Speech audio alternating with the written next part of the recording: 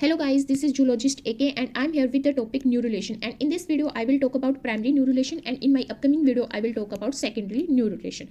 And if you do like my video then please thumbs up, and if you have any query then write in the comment box given below, and if you really like it then subscribe to my channel and support me, and thank you so much for watching my video and let's begin with me. तो जब मैं न्यूरुलेशन की बात कर रही हूँ तो न्यूरुलेशन होता क्या होता है।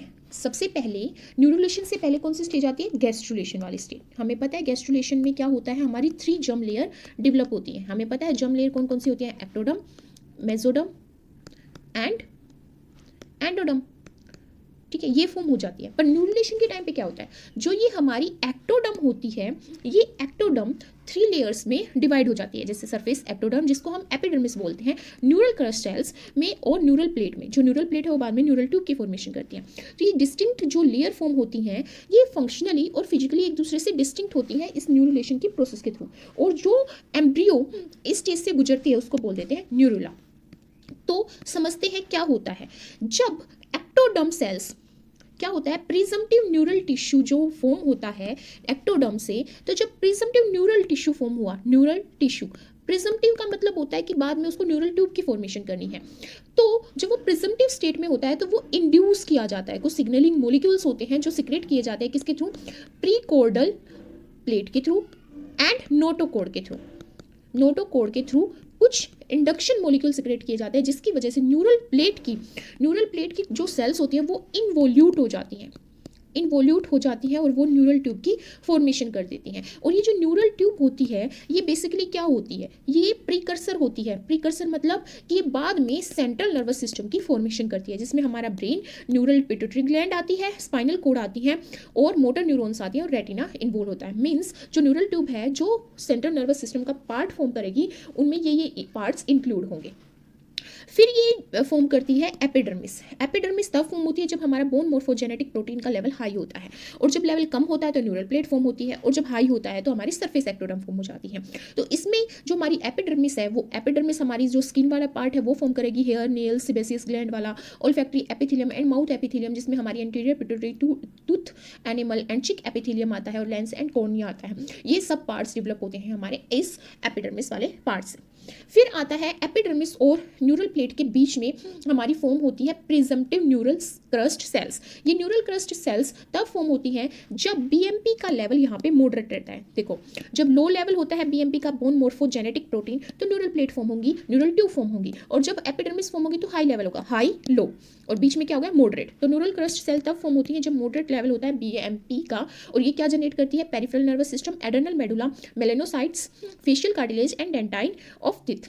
और जो पेरिफेरल नर्वस सिस्टम है उसमें जितने भी उसके पार्ट्स आते हैं, लाइक सेचुअन सेल्स आती हैं, ग्लायल सेल्स आती हैं, सिंपैथेटिक नर्वस सिस्टम है, पैरासिम्पैथेटिक नर्वस सिस्टम, वो सारे ये डेवलप करती हैं। तो ये बेसिक मैकेनिज्म होता है न्यूरुलेशन का।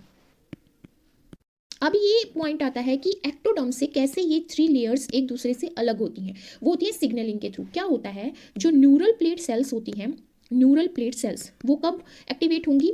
जब उसको जो हमारा प्रीकॉर्डल प्लेट है, नोटोकॉर्ड है, वो इंड्यूस करेगी। तो जो न्यूरल प्लेट सेल्स हैं वो किसको एक्सप्रेस करेंगी? सोक्स फैमिली के ट्रांसक्रिप्शन फैक्टर्स को, लाइक सोक्स 1 को या फिर सोक्स 2 को वो एक्सप्रेस करेंगी। जब ये सोक्स 1 और सोक्स 2 एक्टिवेट हो जाते हैं तो ये एक्टिवेट करते हैं उन जीन्स को जो न्यूरल प्लेट की सेल्स को स्पेसिफाई करते हैं। स्पेसिफाइड का मतलब होता है जैसे ब्रेन फॉर्मिंग सेल्स या न्यूरल प्लेट जनरेटिंग सेल्स को वो स्पेसिफाइड कर देते हैं। और जो ये सोक्स 1 और सोक्स 2 होते हैं ये ब्लॉक कर देते हैं बीएमपी के लेवल को और इनहिबिट कर देते हैं फॉर्मेशन किसकी? एपिडर्मिस की। क्योंकि जब हमारा सेंट्रल नर्वस सिस्टम डेवलप होना होता है तो बीएमपी का लेवल कम चाहिए होता है, अगर वो ज़्यादा होगा तो एपिडर्मिस फॉर्म हो जाएगी। इसीलिए जो सोक्स 1 और 2 ट्रांसक्रिप्शन फैक्टर होते हैं वो इनहिबिट करते हैं बीएमपी को न्यूरल प्लेट जनरेटिंग जो हमारा रीजन होगा वहाँ पे, और न्यूरल क्रस्ट वाले रीजन में, दोनों में ही ये बीएमपी को इनहिबिट करेंगे। और कहाँ पे इनहिबिट नहीं करेंगे? जहाँ पे सरफेस एक्टोडर्म फॉर्म होना होगा। तो ये बेसिक सिग्नलिंग होती है इन लेयर्स के को डेवलप करने के लिए। फिर हमारा जो बेसिक मोड होता है न्यूरुलेशन का वो 2 टाइप्स में डिवाइड किया जाता है, प्राइमरी न्यूरुलेशन एंड सेकेंडरी न्यूरुलेशन। एंड इस वीडियो में जो मैं बात करूंगी वो बात करूंगी बेसिकली प्राइमरी न्यूरुलेशन की। तो समझते हैं कि इन दोनों में क्या बेसिक डिफरेंस होता है और क्या होती है प्राइमरी न्यूरुलेशन और सेकेंडरी न्यूरुलेशन।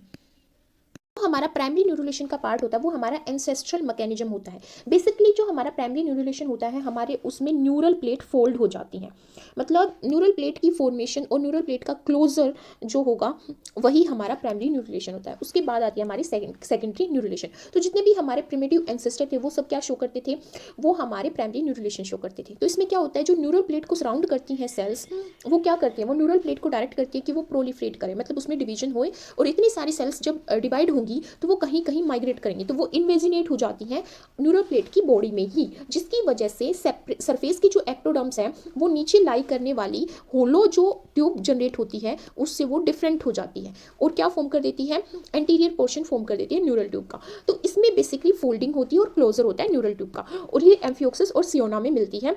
यही बेसिकली अभी हम जितने भी ऑर्गेनिज्म को स्टडी करते हैं उनमें बेसिकली इन्हीं ऑर्गेनिज्म में हम प्राइमरी न्यूरोलेशन देखने को मिलती है।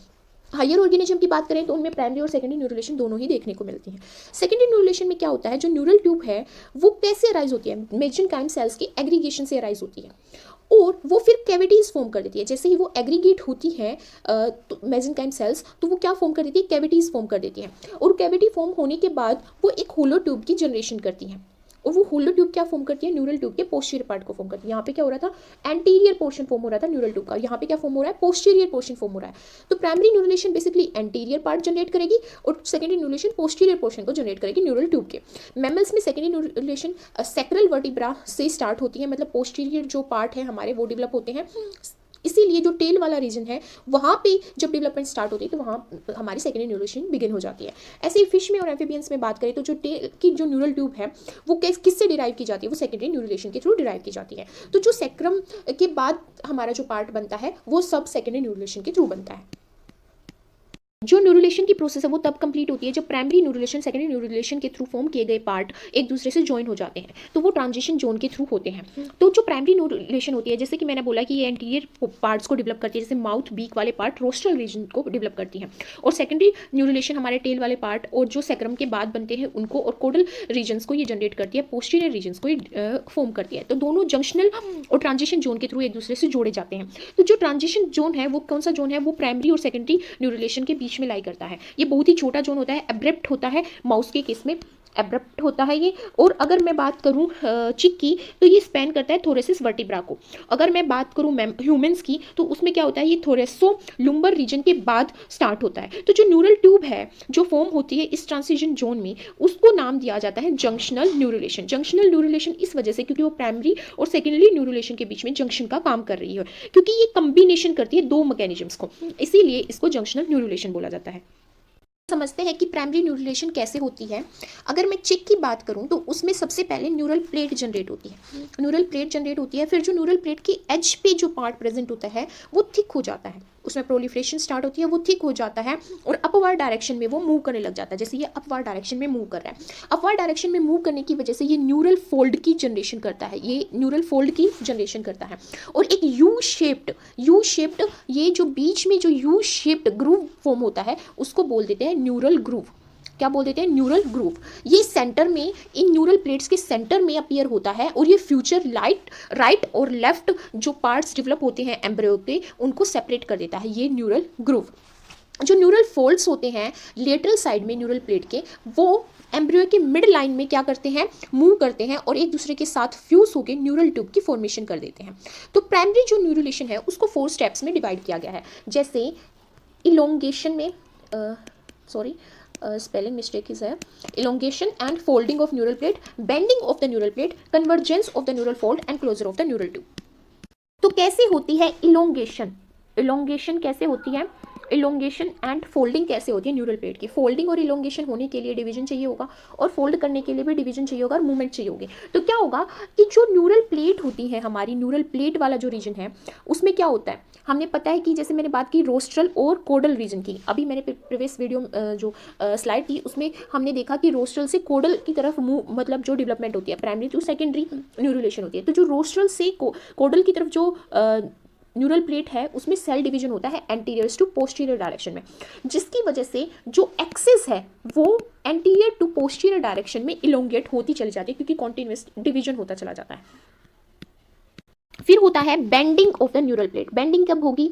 बेंडिंग तब होगी जब हिंज रीजन फॉर्म हो जाएगा। ये जो मीडियल हिंज रीजन है, एमएचपी यहाँ पे डिनोट कर रहा है मीडियल हिंज रीजन, और जब ये हिंज रीजन जो की फॉर्मेशन स्टार्ट हो जाती है तभी इस न्यूरल प्लेट की फोल्डिंग भी ऐसे यहाँ पे स्टार्ट हो गई है। तो ये फोल्डिंग हो, जैसे जैसे फोल्डिंग होगी वैसे वैसे बेंडिंग होती जाएगी और न्यूरल ग्रूव फॉर्म हो जाएगा। जब उसके बीच में क्या होगा, यू शेप का ग्रूव जनरेट हो जाएगा।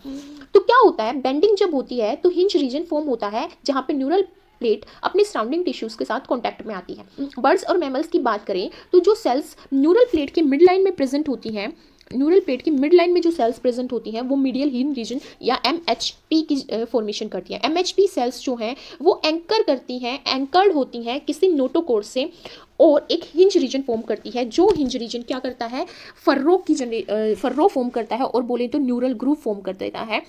फिर उसके बाद आता है convergence of the neural fold. Convergence कैसे होती है?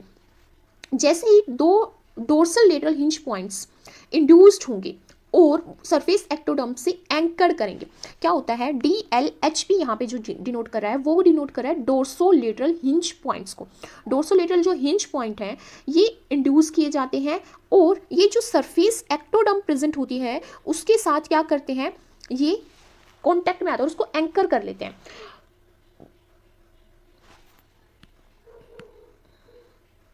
तो क्या होता है, जैसे कि मैंने बोला 2 DLHP फॉर्म होते हैं। तो जैसे ही ये 2 DLHP डोर्सोलेटरल हिंज पॉइंट एंकर करेंगे एक्टोडम को जैसे ये एंकर करेंगे तो फरोइंग स्टार्ट हो जाएगी किसकी, न्यूरल प्लेट की। मतलब बेंडिंग स्टार्ट हो जाएगी, कन्वर्जेंस स्टार्ट हो जाएगी। वो कैसी होगी, जो हिंज पॉइंट है, कौन से हिंज पॉइंट, ये जो हिंज पॉइंट है DLHP, एक ये हिंज पॉइंट और एक ये हिंज पॉइंट, जो ये ग्रीनिश कलर में यहाँ पे शो किए गए हैं, दो जो हिंज पॉइंट होते हैं ये एक पाइवोट की तरह एक्ट करते हैं जो रोटेशन करवाता है इसके साइड वाली सेल्स की। ये जो सेल्स हैं ये रोटेट करना स्टार्ट कर देती हैं इसके अराउंड, इन हिंज पॉइंट के अराउंड। और जैसे ही ये रोटेट करना स्टार्ट होती है तो जो ये सरफेस एक्टोडम प्रेजेंट होती है वो क्या करती है, वो कन्वर्ज होना स्टार्ट कर देती है, क्योंकि वो अपने आप को इस एम्ब्रियो के मिड पॉइंट में क्या करती है, मूव करती है। और जब वो मूव करके एक पॉइंट पे लाई करना स्टार्ट हो जाएंगी तो वो कन्वर्ज होना स्टार्ट हो जाएंगी। इसी वजह से ये जो कन्वर्जेंस फोर्स है ये फोर्स बेंड कर देता है इन न्यूरल प्लेट्स को, बेंडिंग हो जाती है न्यूरल प्लेट की, जिसकी वजह से न्यूरल फोल्ड क्या हो जाते हैं, कन्वर्ज हो जाते हैं। ये जो मूवमेंट होती है प्रीजम्पटिव एपिडर्मिस की, और जो हमारा जो एक्टोडर्म वाला रीजन है वही हमारा एपिडर्मिस बनाता है। तो जो प्रीजम्पटिव एपिडर्मिस होता है और उसके साइड में लाई करने वाली जो न्यूरल प्लेट होती है वो क्या करती हैं, वो एंकर कर जाती हैं मेसोडर्म के साथ, और वो जो मेसोडर्म है वो यहाँ पे लाई करती है, उस मेसोडर्म के साथ ये क्या कर जाती है, एंकर कर जाती हैं। और इनकी जो एंकरिंग है इस प्रीजम्पटिव न्यूरल क्रस्ट सेल्स और जो एपिडर्मिस है ये दोनों ही एक्टोडर्म का पार्ट है। तो जैसे ही ये फोल्ड होके, जब कन्वर्जेंस की प्रोसेस के थ्रू यहाँ पे फोल्ड होके इस मेसोडर्मल वाले रीजन्स के साथ कॉन्टैक्ट में आती हैं, तो इसकी वजह से जो न्यूरल ट्यूब होती है वो इन्वेजिनेट करती है इनवर्ड डायरेक्शन में। इन्वेजिनेट करती है किसमें, इनवर्ड डायरेक्शन में वो इन्वेजिनेट करती है। और बोले तो एम्ब्रियो के अंदर उसकी मूवमेंट स्टार्ट हो जाती है, ना कि बाहर की तरफ। तो उसकी मूवमेंट कहाँ पे, सेल्स की मूवमेंट इनवर्ड डायरेक्शन में स्टार्ट हो जाती है। फिर लास्ट पॉइंट आता है closure of neural tube. Neural tube कैसे क्लोज होती है, जो न्यूरल ट्यूब है वो कैसे क्लोज होगी, जो पेयर्ड फोल्ड है, एक ये फोल्ड है एक ये फोल्ड है, तो ये पेयर फॉर्म कर रहा है। तो ये जो पेयर्ड न्यूरल फोल्ड है वो एक दूसरे की कांटेक्ट में कब आते हैं, यहाँ पे, और डोर्सल मिड लाइन में एक दूसरे के कांटेक्ट में आते हैं। और जैसे ही वे कांटेक्ट में आएंगे तो वो एक दूसरे को एडहेयर करेंगे, ठीक है। और जो न्यूरल और सरफेस एक्टोडर्मल सेल्स हैं वो फ्यूज हो जाएंगी। ये न्यूरल प्लेट सेल्स हैं और सरफेस एक्टोडर्म सेल्स कौन सी हैं, जो प्रिजम्पटिव न्यूरल क्रस्ट सेल्स और एपिडर्मिस सेल्स हैं, ये दोनों क्या होगी, यहाँ पे आके वो दोनों फ्यूज हो जाएंगी। फ्यूज होगी, यहाँ तक आते आते फ्यूज हो जाएंगी। जब वो फ्यूज होंगी तो इस फ्यूजन इवेंट को न्यूरल फोल्ड के अपेक्स रीजन पे, इस अपेक्स रीजन पे क्या बोलते हैं, क्लोजर बोलते हैं। कि यहाँ पे क्लोज होगी, कि एपिडर्मिस अलग हो गया, न्यूरल क्रस्ट सेल्स अलग होगी, न्यूरल ट्यूब अलग होगी, और ये क्लोज होगी न्यूरलेशन वाली प्रोसेस। समझते हैं कि जो ये हिंज पॉइंट होते हैं, कौन कौन से हिंज पॉइंट होते हैं। एक तो MHP होता है, मीडियल हिंज पॉइंट, एक होता है, दो होते हैं हमारे DLHP पॉइंट। अगर मैं इस पिक्चर में बात करूँ तो यहाँ पे हमने देखा एक तो MHP पॉइंट होता है और दो होते हैं हमारे DLHP पॉइंट, मतलब डोर्सो लेटरल हिंज पॉइंट्स। तो क्या होता है, जो MHP और DLHP है ये दोनों मिलके 3 पॉइंट्स जनरेट कर देते हैं न्यूरल प्लेट के, जहाँ पे सेल की शेप चेंज होती है क्योंकि रोटेशन होती है, न्यूरल फोल्ड होती हैं, इनकी वजह से मिड लाइन में वो ज्वाइन करती है न्यूरल प्लेट की सेल्स और एपिडर्मिस की सेल्स।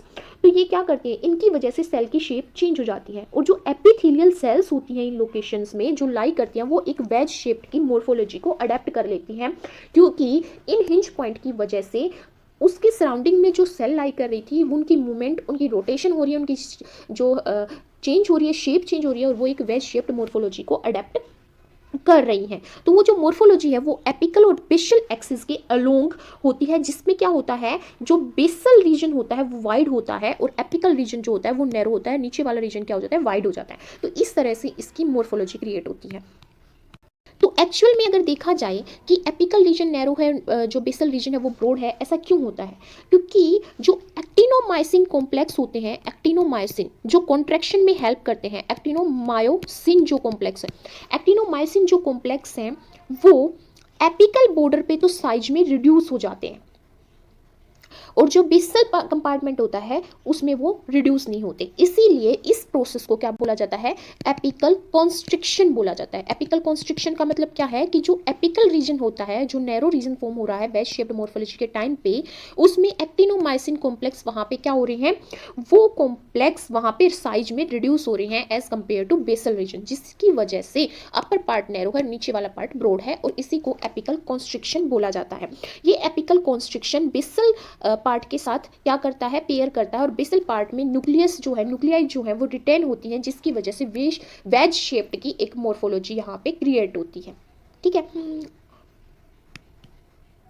अगर हम इस पिक्चर में देखें तो क्या होता है, जो डोर्सल और लेटरल पार्ट होता है उस डोमेन में न्यूरल प्लेट के सेल डिवीजन रेट जो होता है वो ज़्यादा होता है, और जल्दी जल्दी सेल डिवीजन होता है as compare to ventral region के। इसकी वजह से जो सेल की डेंसिटी है वो न्यूरल फोल्ड में जनरेट हो जाती है, मतलब जो न्यूरल फोल्ड होता है उसमें हाई डेंसिटी हो जाएगी सेल्स की, और उसकी जब हाई डेंसिटी होगी तो जब कहीं पर भी पॉपुलेशन ज़्यादा होगी तो वो फोर्स अप्लाई करेगी।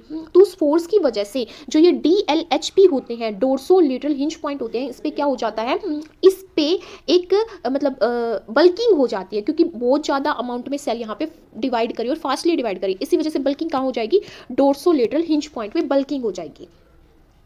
और जो फिजिकल फोर्स यहाँ पे डिफरेंट रीजन जो होंगे न्यूरल प्लेट के, उनके थ्रू अप्लाई किया जाएगा। तो हम कह सकते हैं कि जो सेलुलर लेवल है, उस सेलुलर लेवल पे जो हिंज पॉइंट्स हैं वो एपिकल कॉन्स्ट्रिक्शन के थ्रू फॉर्म होते हैं, बेसल थिकनिंग के थ्रू होते हैं, और सेल पैकेजिंग के थ्रू होते हैं, जो सेल पैकेज होती हैं न्यूरल फोल्ड्स के अंदर।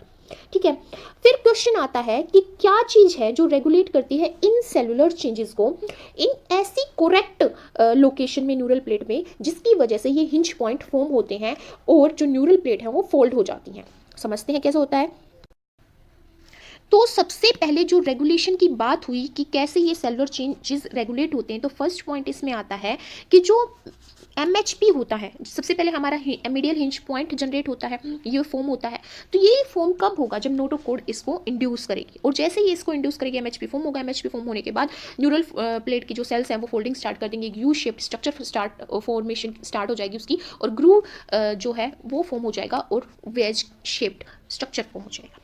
फिर उसके बाद आता है सोनिक एजोक SHH, ये एक्सप्रेस्ड होता है नोटोकोड में, और इसकी रिक्वायरमेंट किसके लिए होती है, इसकी रिक्वायरमेंट इसलिए होती है कि जो फ्लोरल सेल्स होती हैं उसको ये इंड्यूस्ड करता है, न्यूरल प्लेट में जो फ्लोरल सेल्स होती हैं उसको ये इंड्यूस्ड करता है, जिसकी वजह से MHP फॉर्म होता है, और उसके बाद हमारा जो वेज शेप्ड स्ट्रक्चर और ग्रूव जो है, मीडियल ग्रूव जो है वो फॉर्म होता है।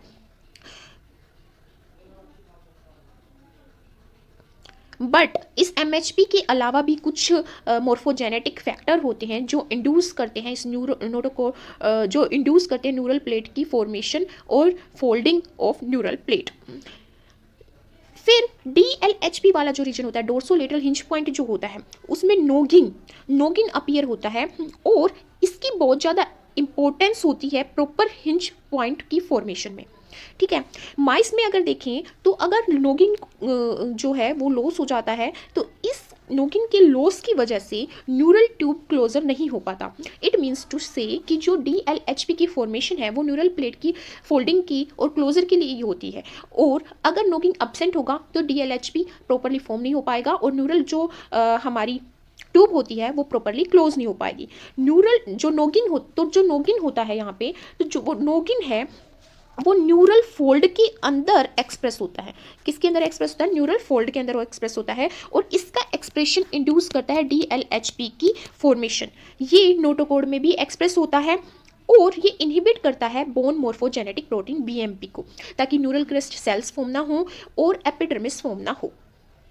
ठीक है, तो ये था कि कैसे रेगुलेशन होती है हिंज पॉइंट की, क्योंकि जो हिंज पॉइंट है वो एक इंपॉर्टेंट रोल प्ले करते हैं न्यूरल प्लेट की सेल्स को के कांटेक्ट में लेके आने के लिए। किसकी सेल्स को? एपिडर्मिस की सेल्स को। और जब दोनों सेल्स कांटेक्ट में आएंगे तभी न्यूरल फोल्ड जनरेट होगा और क्लोजर होगा हमारी न्यूरल प्लेट का।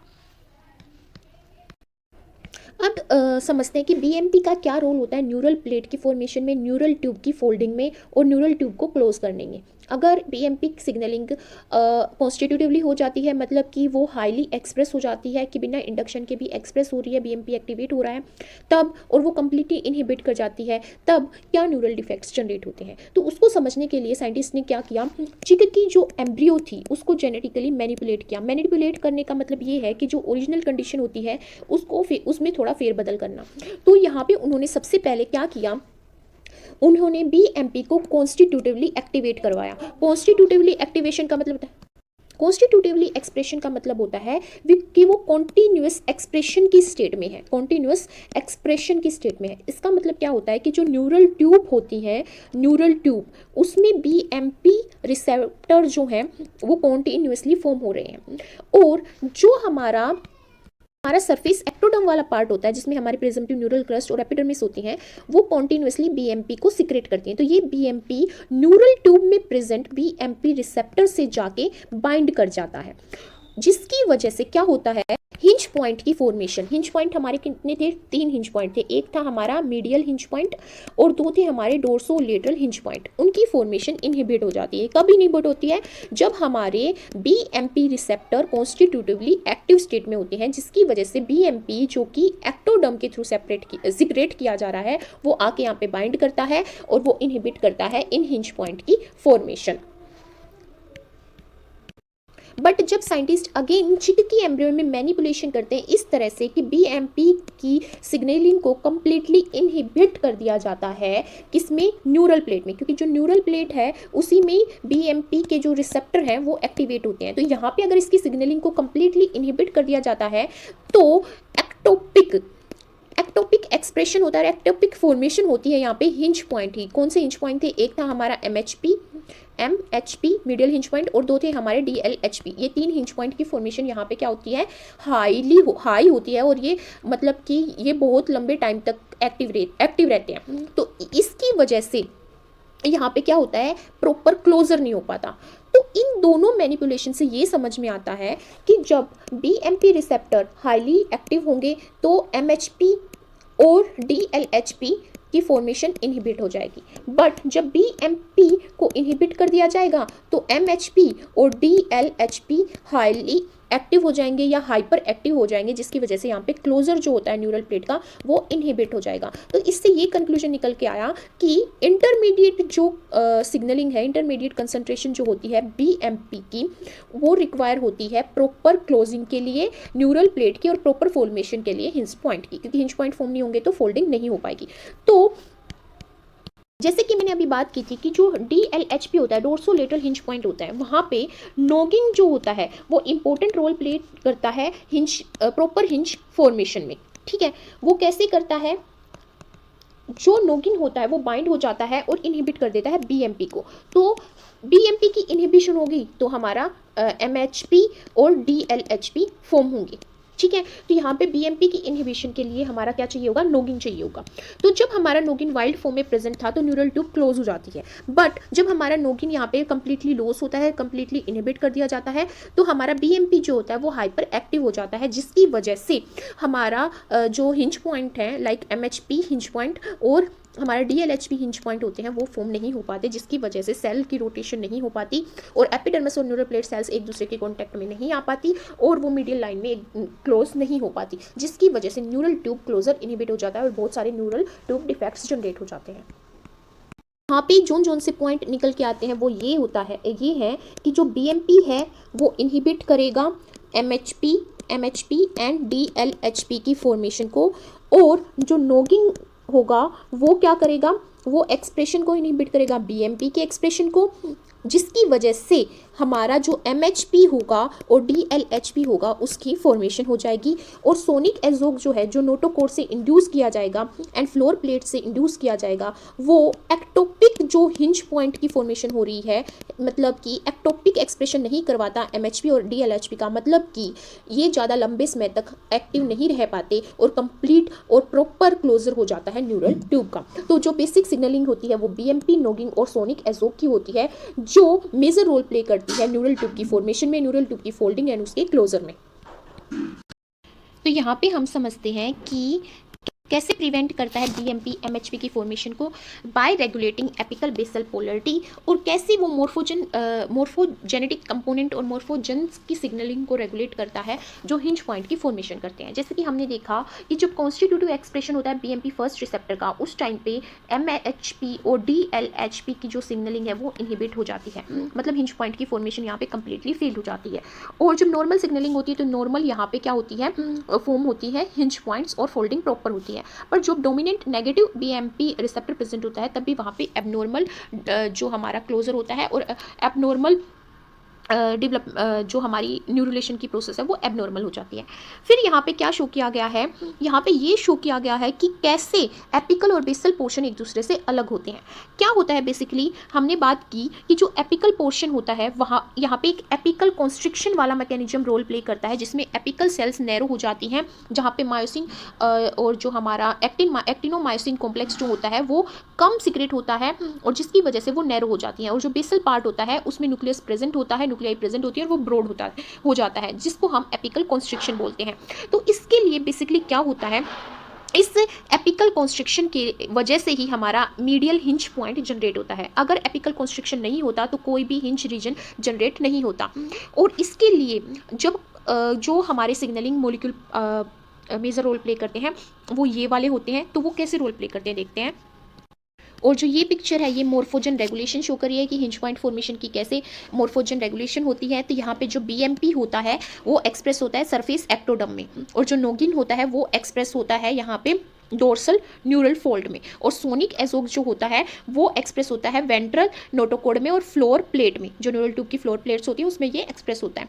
तो जो रेगुलेशन है हिंज पॉइंट की वो किसके अगेंस्ट रिवोल्व करती है, वो बीएमपी के अगेंस्ट रिवोल्व करती है, क्योंकि ये एक एंटागोनिस्ट जो सिग्नलिंग मॉलिक्यूल होता है जो डीएलएचपी को भी इनहिबिट करता है और एमएचपी को भी इनहिबिट करता है।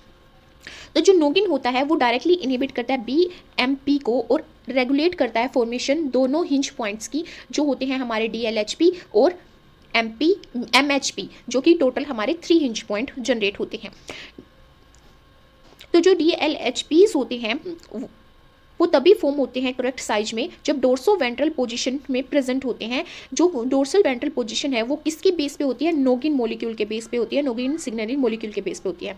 क्योंकि ये जो नोगिन होता है ये भी इनहिबिट किया जाता है सोनिक एजोग ट्रांसक्रिप्शन फैक्टर के थ्रू, जो कि फ्लोर प्लेट में प्रेजेंट होती है। देयरफॉर जो एपिकल कॉन्स्ट्रिक्शन है वो उन्हीं सेल्स में होता है जो एक्सप्रेस करती है लो लेवल और लो कंसंट्रेशन बीएमपी की, और जिसकी वजह से एमएचपी और डीएलएचपी फॉर्म हो जाएगा और हमारी जो न्यूरल प्लेट की सेल्स होंगी और एपिडर्मिस की सेल्स होंगी वो एक दूसरे के कांटेक्ट में आएंगे और मीडियल रीजन में वो कॉन्स्ट्रिक्ट करना स्टार्ट कर देंगी और वहाँ पे कन्वर्जेंस स्टार्ट हो जाएगी। एंड सोनिक एजोग की वजह से हमारा यहाँ पे डीएलएचपी हमारा प्रॉपरली डेवलप कर पाता है। तो ये सिग्नलिंग मॉलिक्यूल्स हैं जो डिफरेंट लेवल्स पे और डिफरेंट रीजन में एक्सप्रेस होते हैं और प्रॉपर न्यूरल प्लेट फॉर्मेशन करते हैं और न्यूरल ट्यूब क्लोजर करते हैं।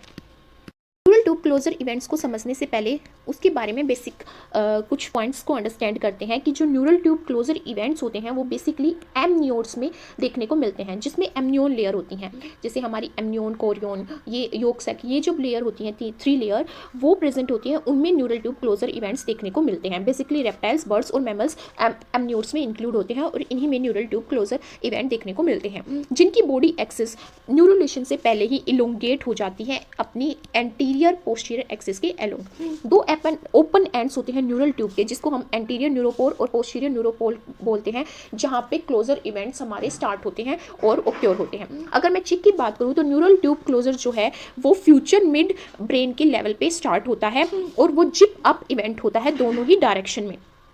एंटीरियर न्यूरोपोर और पोस्टीरियर न्यूरोपोर में दोनों ही वो जिप की तरह, जिप अप इवेंट की तरह वो क्लोज होती है उनमें न्यूरल ट्यूब। अगर मैमल्स की बात करें तो न्यूरल ट्यूब क्लोजर जो है वो सेवरल प्लेस पे होता है एंटीरियर टू पोस्टीरियर एक्सिस के अलोंग, क्योंकि वहाँ पे हमारी जो एक्सिस होती है मैमल्स के केस में वो पहले ही इलोंगेट हो जाती है। तो basically 5 neural tube closure events होते हैं, जिसमें से 3 कौन कौन से होते हैं। फर्स्ट जो होता है वो होता है हमारा रोस्ट्रल क्लोजर साइट, जिसको हम क्लोजर साइट फर्स्ट भी बोलते हैं, और ये क्लोजर साइट लाई करती है स्पाइनल कॉर्ड और हिंड ब्रेन के जंक्शन पे। फिर होती है क्लोजर साइट 2, ये मिड ब्रेन और फोर ब्रेन की बाउंड्री पे लाई करती है। थर्ड होती है हमारी क्लोजर साइट 3, जिसको हम रोस्ट्रल फोर ब्रेन साइट भी बोलते हैं, और ये डोर्सोलेटरल हिंज पॉइंट्स पे लाई करती है। नेक्स्ट है हमारा neural tube closure regulatory mechanism.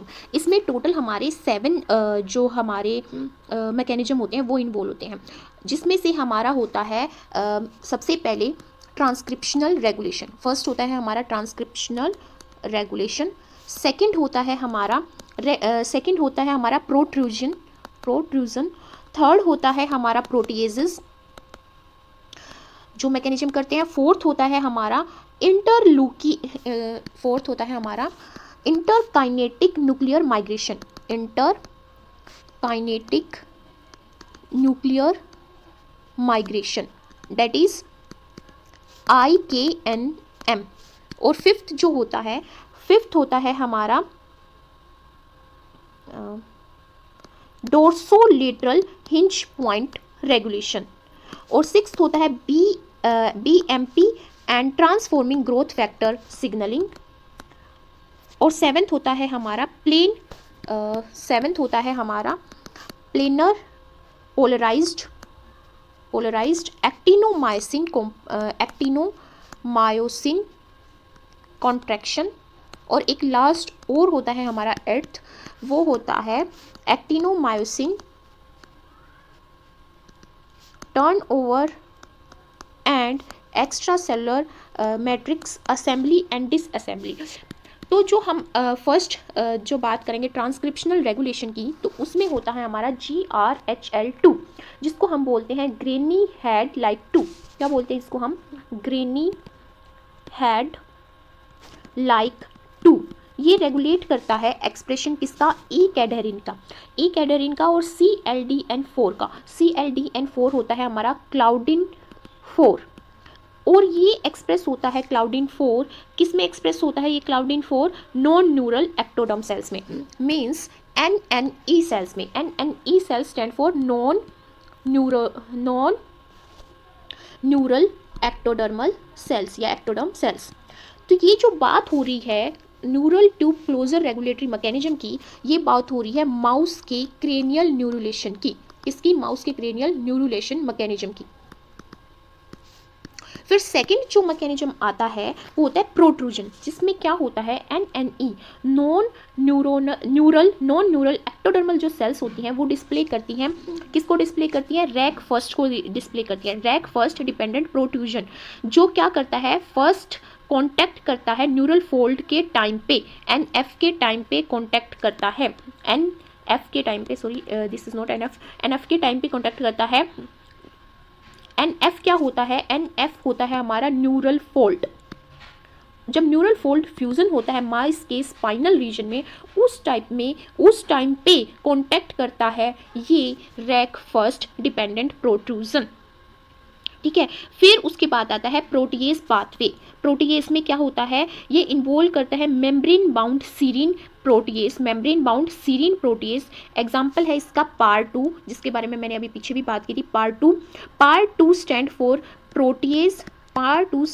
Protease activated receptor 2। Protease activated receptor 2 ये किस में एक्टिव होता है? नॉन न्यूरल एक्टोडर्म सेल्स में, NNE सेल्स में एक्सप्रेस होता है PAR2। फिर फोर्थ आता है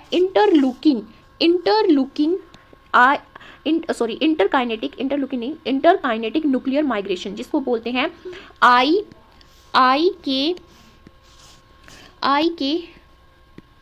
IKNM इंटरकाइनेटिक न्यूरल माइग्रेशन। इसमें क्या होता है? न्यूक्लियाई माइग्रेट करते हैं, एपिकली न्यूक्लियाई माइग्रेट करते हैं ताकि वो डिवाइड हो सके डॉटर न्यूक्लियाई के साथ वो डिवाइड हो सके और बेसल पोजीशन में आ जाएं एस फेज में वो आ जाएं, एस फेज के लिए बेसल पोजीशन में वो आ जाएं। जैसे ही न्यूरो एपिथेलियल सेल साइकिल साइंक्रोनाइज्ड नहीं होती, तो जो न्यूरल प्लेट होती है एनपी, जो न्यूरल प्लेट होती है वो क्या करती है, शूडो स्ट्रेटिफाइड एपिथेलियम कंसिस्ट कर लेती है, शूडो स्ट्रेटिफाइड एपिथेलियम कंसिस्ट कर लेती है। तो ये यहाँ पे एपिकल कॉन्स्ट्रिक्शन शो कर रहा है कि यहाँ पे जो न्यूक्लियाई है वो एस फेज में है और यहाँ पे वो डिवीजन वाली स्टेट में, और डिवाइड करने वाली सेल्स ऊपर चली जाती हैं एपिकल पार्ट में और फिर वो नीचे आ जाती हैं। इसकी वजह से जो न्यूरल प्लेट वाली सेल्स हैं वो कंसिस्ट करती हैं, क्या कंसिस्ट करती हैं, वो शूडो स्ट्रेटिफाइड एपिथेलियम को कंसिस्ट करती हैं। फिर आता है फिफ्थ होता है DLHP regulation. DLHP stand for dorsolateral hinge point. तो यहाँ पे फॉर्मेशन होगी DLHP की, जो रेगुलेट की जाती है BMP एंड सोनिक एजोग एंड नोगिंग के थ्रू, जो मैंने अभी प्रीवियस स्लाइड में एक्सप्लेन किया।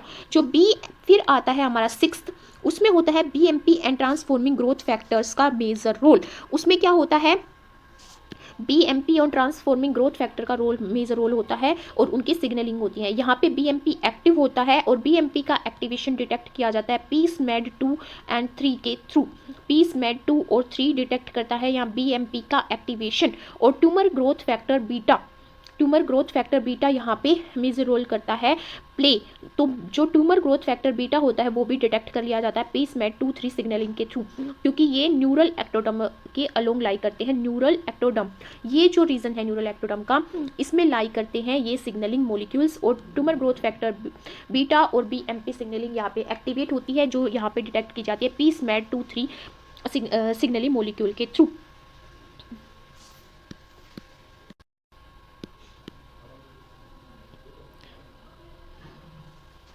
ये सेल साइकिल डिपेंडेंट मैनर में होती है सिग्नलिंग, और जो एंटागोनिस्टिक बिहेवियर है दोनों ही पाथवे के बीच में, वो बहुत ही ज़रूरी होता है मीडियन हिंज पॉइंट की फॉर्मेशन के लिए, और ये चिक के मिड ब्रेन में फॉर्म होता है। MHP की फॉर्मेशन के लिए ये दोनों ही सिग्नलिंग में एंटागोनिस्टिक बिहेवियर होना बहुत ही ज़रूरी है, जिसकी वजह से MHP जो हिंज पॉइंट है वो डेवलप होता है चिक के मिड ब्रेन में, और ये अफेक्ट करता है लोकलाइजेशन किसकी, एपिकल लोकलाइजेशन किसकी, पार 3 की एपिकल लोकलाइजेशन, और बेसोलेटरल लोकलाइजेशन किसकी,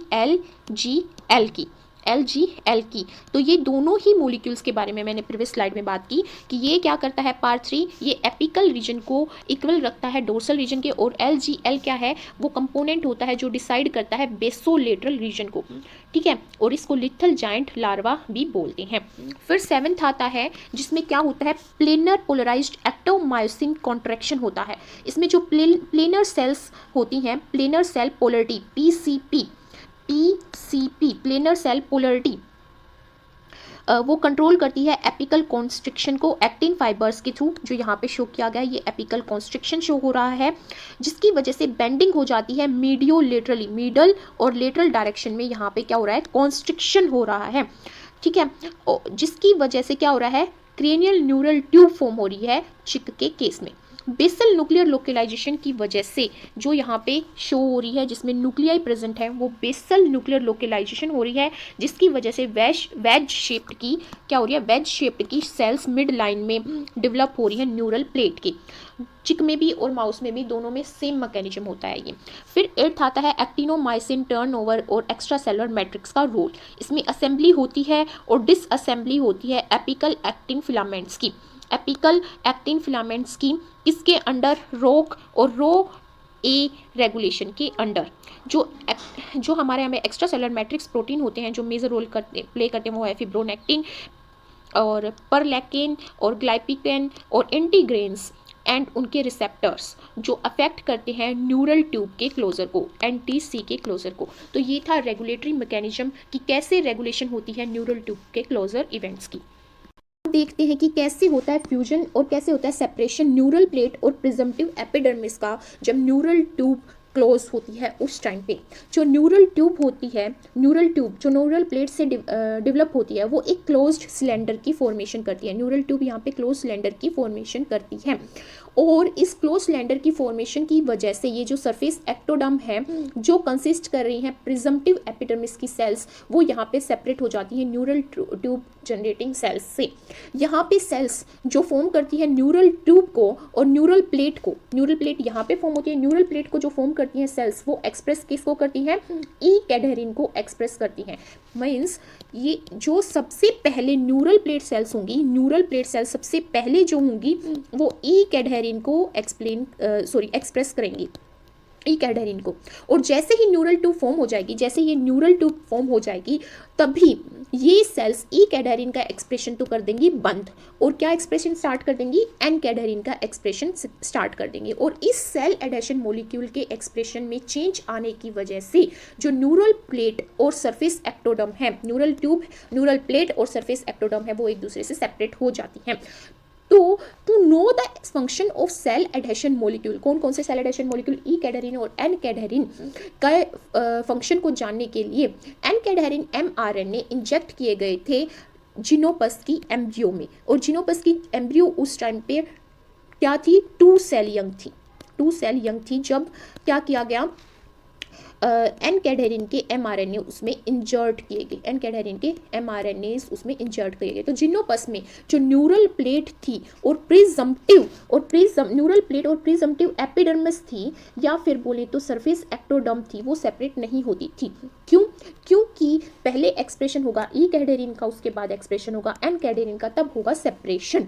और जेब्राफिश में भी यही देखा गया कि एन कैडहेरिन को एक्सप्रेस करने वाले जीन की एब्सेंस की वजह से न्यूरल ट्यूब फॉर्म ही नहीं होती। अगर एन कैडहेरिन एक्सप्रेस नहीं होता तो न्यूरल ट्यूब फॉर्म ही नहीं होती। तो यहाँ granny head like 2 transcription factor का भी इंपॉर्टेंट रोल देखने को मिला।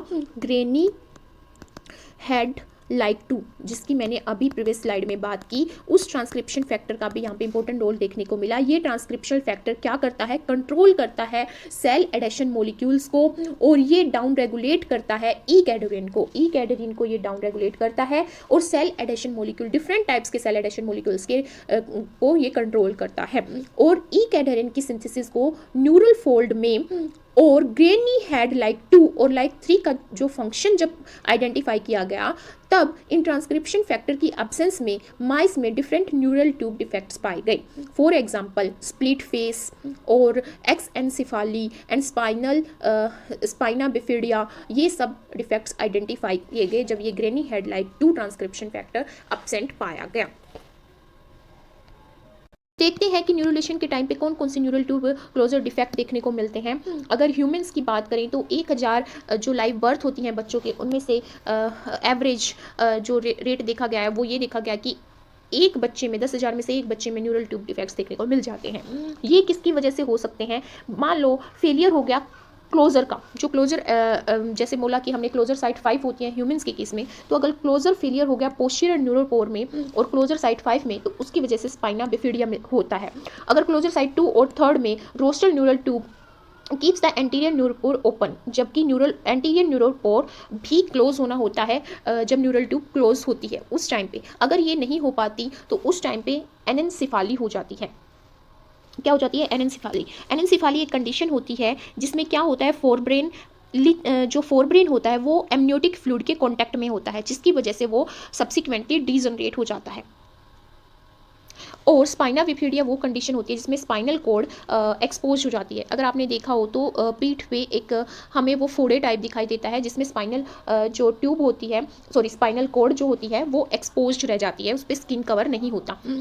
तो ये कंडीशन हो जाती है। अगर फेलियर हो जाता है एंटायर न्यूरल ट्यूब क्लोजर का मतलब कि ना ही पोस्टीरियर ना ही एंटीरियर न्यूरोपोर क्लोज हुए हैं, ना ही किसी भी क्लोजर साइड पे क्लोजर हुआ है, तब क्रेनियो आर्चियोसिस डिजीज हो जाती है। इसको बोला जाता है क्रेनियोरेक्टेसिस। तो ये डिजीज़ हो जाती है जब पूरी न्यूरल ट्यूब जो क्लोजर होता है उसमें डिफेक्ट आ जाते हैं। तो जो न्यूरल ट्यूब क्लोजर डिफेक्ट्स जो होते हैं और फेलियर जो होता है जिसमें न्यूरल ट्यूब क्लोज नहीं हो पाती, वो जेनेटिक भी होते हैं और इन्वायरमेंटल भी होते हैं।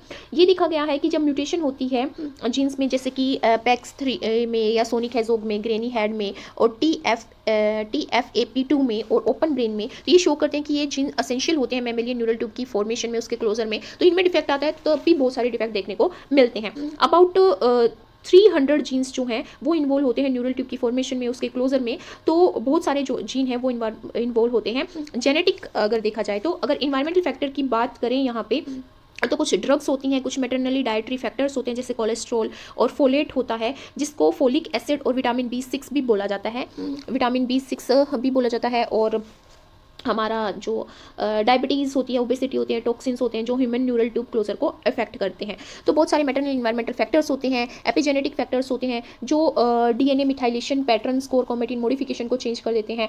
तो जो एपिजेनेटिक चेंज होते हैं वो होते हैं जो DNA में चेंज नहीं लेके आते, बट वो कुछ जीन के एक्सप्रेशन में चेंज कर देते हैं। तो जीन एक्सप्रेशन की वेरिएबल हो जाता है, या फिर NTD जीन एक्सप्रेस हो जाते हैं, न्यूरल ट्यूब डिफेक्ट क्रिएट करने वाले जीन्स यहाँ पे एक्सप्रेस हो जाते हैं। तो जो ये न्यूरल ट्यूब डिफेक्ट्स होते हैं, क्लोजर डिफेक्ट्स होते हैं, ये इन्वायरमेंट और जेनेटिक फैक्टर्स, एपिजेनेटिक फैक्टर्स सबकी कॉम्बिनेशन की वजह से होते हैं। तो जो फोलिक एसिड होता है वो मेटाबॉलिक, वो क्या करता है, एपिजेनेटिक रेगुलेशन करता है, और एपिजेनेटिक रेगुलेशन वो DNA मिथाइलेशन के थ्रू करता है या फिर हिस्टोन मॉडिफिकेशन के थ्रू करता है। तो अगर फोलिक एसिड की एब्सेंस होती है तो बहुत सारे न्यूरल डिफेक्ट हो जाते हैं। ये मेटाबॉलिज्म शो किया गया है कि फोलिक एसिड है वो कैसे बायोलॉजिकली एक्टिव होता है 5-मिथाइल THF की फॉर्म में, और कैसे वो हिस्टोन मॉडिफिकेशन और DNA मिथाइलेशन करता है। तो जो फोलिक एसिड होता है वो इंपॉर्टेंट न्यूट्रिएंट होता है जो रेगुलेशन करने के लिए यूज़ किया जाता है DNA की सिंथेसिस को, जब सेल डिवीजन होता है ब्रेन में, और वो क्रिटिकल होता है रेगुलेट करने के लिए DNA मिथाइलेशन को। और कुछ एविडेंस भी सजेस्ट किए गए हैं, साइंटिस्ट ने बहुत रिसर्च की है फोलिक एसिड की नीड के ऊपर जो प्रेग्नेंट वुमेन्स को होती है, कि जो एपिजेनेटिक मैकेनिज्म होता है वो बहुत ही असेंशियल होता है प्रॉपर न्यूरल ट्यूब की डेवलपमेंट के लिए। और जो एपिजेनेटिक रेगुलेशन होता है वो किया जाता है फोलिक एसिड के थ्रू। और बहुत सारे फंक्शनल मैनिपुलेशन हैं जो पाई गई हैं जो इस न्यूरल ट्यूब के क्लोजर में हेल्प करती हैं, लाइक हिस्टोन मॉडिफाइंग एंजाइम जैसे acetyl transferase, deacetylases, de methyl transferases, जो न्यूरल ट्यूब डिफेक्ट्स क्रिएट करते हैं अगर एबनॉर्मली वो मॉडिफाई कर दें हिस्टोन्स को, या इन एपिजेनेटिक चेंजेस को वो एबनॉर्मली कर दे। तो कोई भी मैकेनिज्म हो, बट ये एस्टिमेट लगाया गया है कि 25 to 30% जो ह्यूमन के न्यूरल ट्यूब बर्थ डिफेक्ट्स होते हैं वो प्रिवेंट किए जा सकते हैं अगर प्रेग्नेंट वुमेन्स को सप्लीमेंट दिया जाए फोलेट का, जो कि हमारा फोलिक एसिड होता है या विटामिन B6 होता है। इसीलिए US की जो पब्लिक हेल्थ सर्विस है उन्होंने रिकमेंड किया है कि जो चाइल्ड बियरिंग एज की वुमेन होती हैं उनको 0.4 मिलीग्राम फोलेट डेली लेना चाहिए। ठीक है, तो ये जो न्यूरल ट्यूब डिफेक्ट्स हैं वो जेनेटिक चेंज की वजह से भी होते हैं, एपिजेनेटिक चेंज की वजह से भी होते हैं, जो इन्वायरमेंटल फैक्टर की वजह से भी क्रिएट किए जाते हैं। So this was all about primary neurulation, neural tube closure, separation of ectoderm and neural tube and the neural tube closure defects. So guys, if you really like my video then please share it and subscribe to my channel and support me, and comment if you have any query. I will definitely reply to your question and suggest you the answer or suggest any book, or I will clear the concept if I am unable to do in this video. So please support me and thank you so much for watching my videos.